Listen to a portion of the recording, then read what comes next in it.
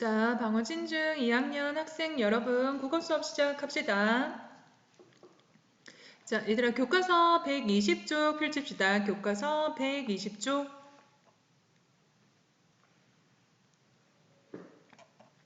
자, 교과서 120쪽 펼쳐두고, 자, 요번 시간에는 우리 담화의 개념과 특성을 다 배웠고, 교과서에 있는 학습활동 문제를 한번 풀어볼 거예요. 자, 교과서에 있는 학습활동 문제를 풀어볼 겁니다. 먼저 한번 우리가 어떤 내용을 배웠는지, 자, 공부는 반복, 그리고 암기이기 때문에 이제 반복을 하다 보면 암기가 됩니다.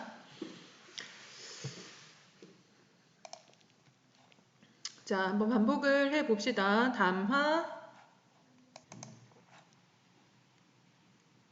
자, 한번 내용을 정리를 해볼까요? 자, 담화라는 것은 자, 담화라는 것은 화자와 청자가 주고받는 발화의 연속체를 담화라고 해요. 그래서 여러분들 흔히 대화를 담화의 의미라고 생각을 하면 됩니다.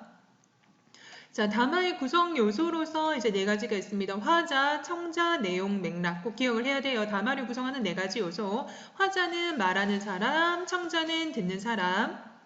자, 내용은 화자와 청자가 주고받는 말, 내용입니다. 맥락은 담화가 이루어지는 배경. 근데 구체적으로 두 가지로 나뉘어져요. 자, 우리가 이따가 한번 알아볼 거예요. 자, 그리고 그냥 무턱대고 말을 한다라고 해서 그게 이제 담화가 되지 않습니다. 담화로서 갖추어야 될 구성 요건이 있어요. 자, 첫 번째로 통일성, 두 번째로 응집성이죠. 자, 통일성이라는 것은 발화들의 내용이 담화의 주제를 향해서 밀접하게 연관되는 것을 통일성이라고 해요. 자, 내용적으로 서로 긴밀하게 연결된다는 걸 통일성이라고 기억을 하면 됩니다. 자, 응집성은 담화를 구성하는 발화들이 형식적으로, 자, 이 말이 중요하죠. 형식적으로 긴밀하게 연결되는 것을 말해요. 그러니까 문장과 문장이 어색하지 않게 자연스럽고 매끄럽게 연결이 되는 것을 응집성이 높다라고 합니다. 자, 그러면 이렇게 응집성을 높이려고 하면 무엇을 사용해야 될까요? 자, 그렇죠. 옆에 나오죠. 지시 표현. 이그저, 이것, 그것, 저것, 뭐 이러하다, 그러하다, 저러하다 이런 것들 무언가를 지시하는 지시 표현이나 그리고 그런데 하지만 이런 것처럼 접속 표현, 앞문장과 뒷문장의 연결, 접속시켜주는 접속 표현들을 적절히 쓰게 되면은 그 글이, 그 담화가 응집성이 있다라고 표현을 합니다. 자, 그러면 맥락을 한번 살펴볼게요. 담화의 맥락은 상황 맥락과 사회 문화적 맥락이 있어요. 자, 상황 맥락은 어떤 거? 화자와 청자의 관계, 시간과 장소, 의도나 목적 등을 상황 맥락이라고 합니다. 자, 그러면 사회 문화적 맥락은 자, 교과서 119쪽에 나오죠. 사회 문화적 맥락은 자, 사회문화적 배경, 관습, 뭐 역사적, 사회적 배경, 자, 이런 것들이 사회문화적 맥락이라고 합니다. 자, 그래서 오늘은 이렇게 배운 것을 바탕으로 해서 우리가 내용을 조금 학습활동으로 내용을 정리를 해보겠어요. 자, 다음 활동을 통해 담화의 개념과 특성을 정리해 봅시다. 자, 담화의 개념을 떠올리면서 이제 빈칸에 한번 적어 봅시다.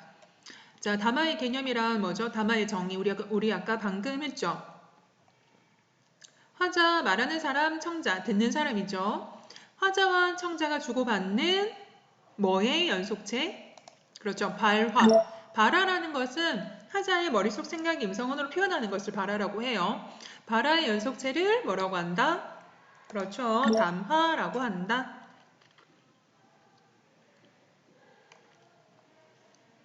자, 필기해두고 선생님이 이따가 줌에서 필기한 거 확인을 할 거예요. 그래서 필기가 안 돼 있으면 못 나가니까 자, 지금 필기를 해야 될 타이밍에 필기를 합시다. 자, 다음으로 담화의 구성 요건. 자, 통일성, 응집성. 자, 한번 사다리 짚기 봅시다. 자, 첫 번째, 발화들이 형식적으로 긴밀하게 연결되는 것. 이건 뭐다? 그렇죠. 응집성이죠. 그러면 이제 나머지 하나, 바라들이 내용적으로, 그렇죠? 내용이 주제를 향해 밀접하게 연관되는 것은 응집성이라고 하죠. 자, 이렇게 연결이 되고, 자, 이번에는 담화의 맥락, 상황 맥락과 사회문화적 맥락이 있죠. 구분해 봅시다. 담화가 이루어지는 장면 자체와 관련된 맥락, 그러니까 시간, 공간, 뭐 의도, 둘의 관계, 이런 거를 뭐라고 한다? 상황 맥락이라고 하고, 사회문화적 배경, 관습과 관련된 맥락은 사회문화적 맥락.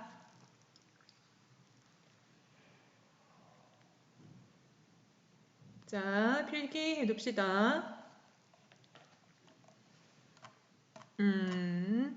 자, 그러면 이제 교과서 옆으로 한번 넘어가 볼게요. 자, 이번에는 담화의 구성 요건을 생각을 하면서 이제 아래 활동을 해볼 겁니다. 자, 이렇게 긴 글이 있는데, 자, 여기에서 통일성을 해치는 문장이 하나 있습니다. 그리고 이 사이에 이런 지시 표현과 이런 접속 표현을 넣으면 조금 문장이 매끄러울 것 같은데 하는 통일성, 응집성에서 조금 아쉬운 부분도 있어요. 자, 어느 부분이 통일성을 해치는지 한번 들어보세요. 지난달에 있었던 일입니다. 영화를 보러 극장에 갔습니다. 극장이 10층에 있어서 승강기를 탔는데 아저씨 한 분이 같이 탔습니다. 승강기가 움직이자마자 그 아저씨가 방귀를 뽕 뀌었습니다. 갑작스러운 일이라 놀랐지만 한편으로 우습기도 했습니다. 갑작스러운 일이라 놀랐지만 한편으로 우습기도 한 것은 아저씨도 마찬가지인 듯 했습니다. 서로 어색한 웃음을 짓다가 아저씨가 미안하다고 말했고 저는 괜찮다고 말했습니다. 아저씨는 4층에서 내렸습니다. 4층에는 제가 좋아하는 장난감 매장이 있습니다. 저는 곧 더욱 황당한 일을 겪을 것이라고는 예상도 못한 채 재미있는 일을 겪었다고 생각하며 속으로 웃었습니다. 승강기가 5층에서 멈추고 문이 열리며 사람들이 탔습니다. 사람들이 타자마자 모두 얼굴을 찡그리며 코를 킁킁거리는 겁니다.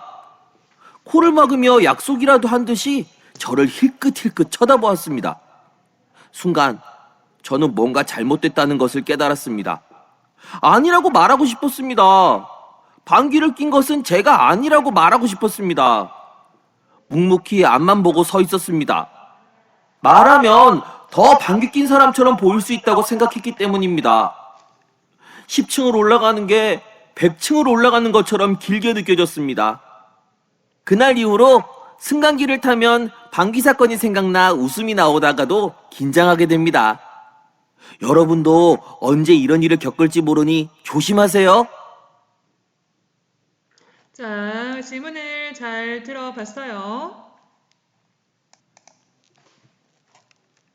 자, 첫째 문단에서 통일성을 해치는 문장을 찾고 그 문장이 통일성을 해치는 까닭을 써봅시다, 얘들아. 첫째 문단, 너희들 문단을 한 번씩 잘 못 찾는 경우가 있는데 보면 자, 문단의 기준은 이렇게 한 칸 띄어쓰기 기준으로 되어 있어요. 그래서 지난달에부터 해서 쭉쭉쭉 요게 1문단 여기까지 웃었습니다까지 1문단이고 자 승강기가 앞부분에 이렇게 한 칸 들어가 있죠. 자 새로운 문단이라는 소리예요. 그래서 2문단 쭉쭉쭉쭉 시작하고 2문단은 길게 느껴졌습니다. 여기까지가 2문단. 자 그리고 한 칸 들어가 있죠. 그날 글자 앞으로 그죠? 자 요게 3문단은 요거밖에 안 되죠. 조심하세요까지. 자, 1분단에서 통일성, 즉 주제와 관련 없는 이야기가 나옵니다. 그게 뭘까요? 찾았어요, 여러분들? 1문단에서 통일성과 관련 없는 내용이 있죠. 통일성을 해치는 문장? 그렇죠. 자, 요거 밑줄 쳐 두거나 필기합시다. 4층에는 제가 좋아하는 장난감 매장이 있습니다. 자, 지금 엘리베이터를 탔는데 방귀 이야기를 하고 있죠. 그리고 방귀를 낀 아저씨가 4층에서 내렸는데 갑자기 이제 4층에는 제가 좋아하는 장난감이 있습니다. 이렇게 통일성에 어긋나는 말을 하고 있습니다. 자, 교과서의 이 부분 하나, 둘, 셋, 넷, 다섯, 여섯 번째 줄에 나와요. 그 부분을 아니지, 7번째 줄에 나와요. 그래서 그 부분을 밑줄을 치거나 이렇게 필기를 해두기. 자, 그리고 다 알지만 그래도 표현을 이렇게 말을 한번 할 수 있어야 돼. 뭐 통일성을 해치는 까닭. 자, 승강기 안에서 이제 두 개 중에 하나 자기가 땡기는 걸로 적어. 둘 다 같은 말이야. 근데 요거는 좀 더 길고 요거는 조금 짧죠. 자, 승강기 안에서 일어난 방기 사건과는 관련 없는 문장이기 때문이다. 이렇게 적어도 되고, 승강기 안에서 일어난 방기 사건을 이야기하고 있는데 주제와 관계없는 장난감 매장에 관해 이야기했기 때문이다. 자, 둘 다 같은 말이에요. 그래서 좀 더 여러분들 내키는 걸로 둘 중에 하나라도 적어두면 돼. 둘 다 굳이 안 적어도 되고.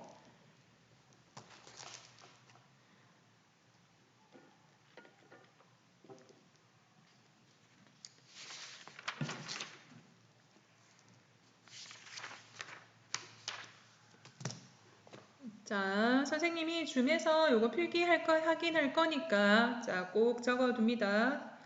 자, 시간 20초 조금 더 줄게요. 자, 필기해보기.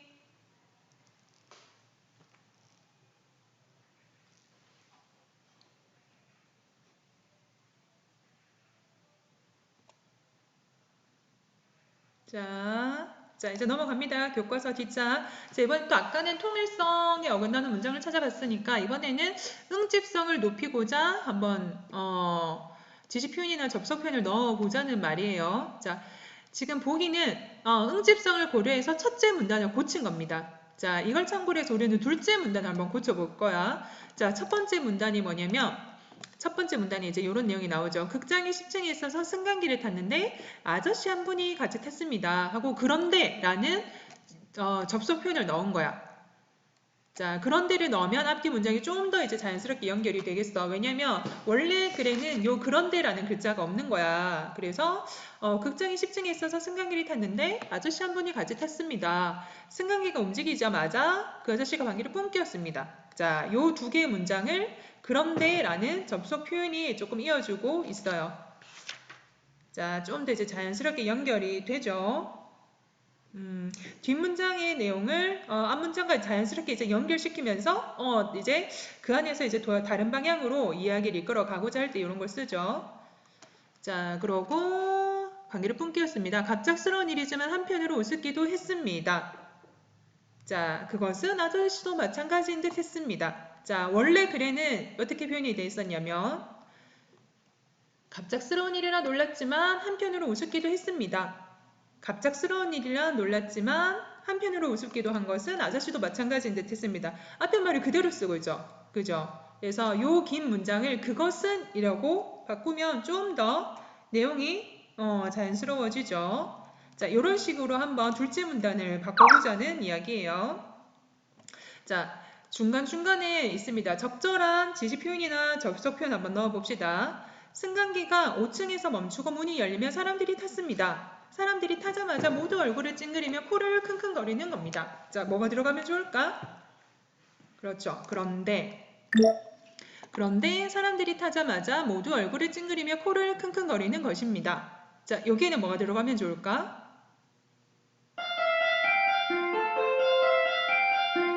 그렇죠. 그러다가 코를 막으며 약속이라도 한 듯이 저를 힐끗힐끗 쳐다보았습니다. 순간 저는 뭔가 잘못됐다는 것을 깨달았습니다. 아니라고 말하고 싶었습니다. 방귀를 낀 것은 제가 아니라고 말하고 싶었습니다. 자, 여기는 그렇죠. 하지만 혹은 그러나 혹은 그렇지만 이런 말들이 들어가면 좋죠. 앞에 문장과 조금 반대되는 내용이 뒤에 나오기 때문에 자, 하지만 묵묵히 앞만 보고 서 있었습니다. 그렇게 말하면 더 방귀 낀 사람처럼 보일 수 있다고 생각했기 때문입니다. 자, 10층을 올라가는 게 100층을 올라가는 것처럼 길게 느껴졌습니다. 자, 여기에서의 그렇게는 원래 글에는 어떻게 돼 있었냐고 하면 말하면 더 방귀 낀 사람처럼 보일 수 있다고 생각했기 때문입니다. 그런데 그렇게라는 말이 없죠. 방귀를 낀 것은 제가 아니다. 이렇게 말하면 더 방귀 낀 사람처럼 보일 수 있다고 생각했죠. 이 그렇게가 이거를 지칭을 하죠. 그렇게는 앞에 있는 방귀를 낀 것은 제가 아니라는 표현을 제시를 하죠. 자, 그래서 이렇게 표시를 해볼까요? 그렇게라는 것은 어느 부분을 가리키는고 하니 방귀를 낀 것은 제가 아니라고 요거를 의미를 합니다. 이렇게 화살표를 표시를 해도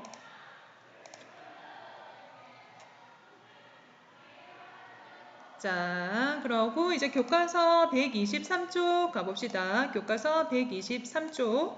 자, 다음 만화를 살펴보고 상황 맥락을 고려해서 담화를 해석해 봅시다. 수업 중인 교실. 지금 몇 시니? 9시 30분입니다. 자, 위 담화에서 선생님께서 당황하신 이유가 뭘까요? 자, 그렇죠. 자, 필기합니다. 선생님께서 학생이 늦게 온 것을 굳이 쓴 것인데 학생이 선생님의 의도를 제대로 파악하지 못하고 지금의 현재 시간을 말했죠. 자, 그래서 이렇게 상황, 지금 현재 대화가 이루어지고 있는 상황, 시간과 공간, 그리고 현재의 공간, 교실이라는 공간, 관계, 화자와 청자의 관계는 선생님과 학생이라는 관계죠. 자, 그리고 지각을 한 상황이죠. 자, 그래서 이때 지금 몇 시니라는 게 진짜 시간이 궁금해서 묻는 게 아니죠. 그래서 상대방의 의도를 이렇게 잘 파악을 하고 대화를 해야 된다라는 겁니다.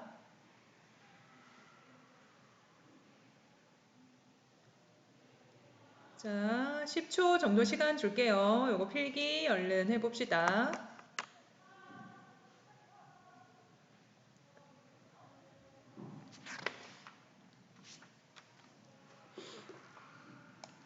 자, 그래서 위담화의 상황 맥락을 고려할 때 지금 몇 시니라고 했을 때 학생이 어떻게 대답을 해야 될까요? 그렇죠. 자, 위에 것만 적읍시다. 선생님, 늦어서 정말 죄송합니다. 자, 진짜 시간을 묻는 게 아니고 왜 이렇게 늦었니? 라고 이제 혼을 내는 상황이죠. 그러면 이제 늦었기 때문에 죄송하다 라고 이렇게 말을 해야 되겠죠. 자, 넘어갑니다. 자, 교과서 뒷장을 펼쳐서 자, 똑같은 이 말이라도 상황이 다르게 되면 또 의미가 달라지죠. 자, 얘들아, 이거는 필기 안 하고 우리 한번 같이 눈을 한번 훑어봅시다. 자, 새벽까지 컴퓨터 게임을 하는 동생에게 말하는 상황은 지금 몇 시니라는 게 게임을 그만하고 빨리 자라 라는 의미죠. 자, 어린 자녀에게 시계 보는 방법을 가르치는 상황이면 진짜 시계를 잘 볼 수 있는지를 묻는 거고, 자, 다른 친구와 함께 약속 장소에서 친구를 기다리는 상황이다 라고 한다면 약속 시간까지 얼마나 남았는지를 이제 묻는 거죠. 자, 그래서 똑같은 말이라고 하더라도 상황에 따라서 그 의미가 다르게 해석이 될 수 있다는 것을 의미를 합니다. 자, 이번에는 사회문화적 맥락 살펴봅시다. 영국에서 온 줄리엣은 한국어를 잘하는 편이지만 가끔 말뜻을 알아차리기 어렵다는 생각이 들 때가 있다. 얼마 전 낮에 혼자 집에 있는데 시어머니의 친구분이 잠깐 물건을 전하러 오신 적이 있었다. 차 한 잔 드릴까요? 괜찮아요. 아, 네. 저녁에 시어머니가 돌아온 뒤 낮에 어머니 친구분께서 잠깐 오셔서 이것을 주고 가셨어요. 응, 친구에게 들었다. 그런데 마실 것도 안 주었다고 친구가 조금 서운해하더라. 손님이 괜찮다고 하셨는데요? 아, 친구가 그렇게 말해서 그랬구나. 그런데 손님이 괜찮다고 말해도 한 번 더 권하는 게 좋단다. 자, 한번 살펴봤습니다. 자, 여기에서 줄리엣은 손님이 괜찮아요 라고 한 말을 어떤 의미로 파악을 했죠? 그렇죠. 진짜 괜찮다라는 의미도 파악을 했죠. 자, 필기합시다. 차를 마시지 않아도 괜찮다라는 의미로 이해를 했어요. 차를 마시지 않아도 괜찮다는 의미로 이해하였다. 그렇죠. 자, 그러면 다음을 볼까요? 줄리엣이 손님의 말에 담긴 의도를 제대로 파악하지 못한 까닭은? 자, 그렇죠. 우리나라에는, 자, 이건 안 적고 밑에 거 적을 겁니다. 밑에 거. 우리나라에는 예의상 한 번쯤 거절하는 문화가 있죠. 하지만 이런 문화를 잘 모른다면 의미를 모르죠. 그래서 정리를 하자면, 이게 좀 더 정리가 잘 돼 있어요. 자, 손님의 말에 담겨 있는 사회문화적 맥락을 고려하지 못했기 때문이다. 자, 이때 사회문화적 맥락이라는 것은 우리나라에는 예의상 한 번쯤 거절하는 문화라는 거죠. 자, 그래서 반대로 우리가 외국에 나갔을 땐 이제 이렇게 거절을 하면 안 되겠죠. 자, 시간이 없어서 요거 얘들아 필기 일단 해둡시다. 자, 사회문화적 맥락을 고려한다면 줄리엣의 입장에선 한 번 더 차를 권하는 게 맞고 손님 입장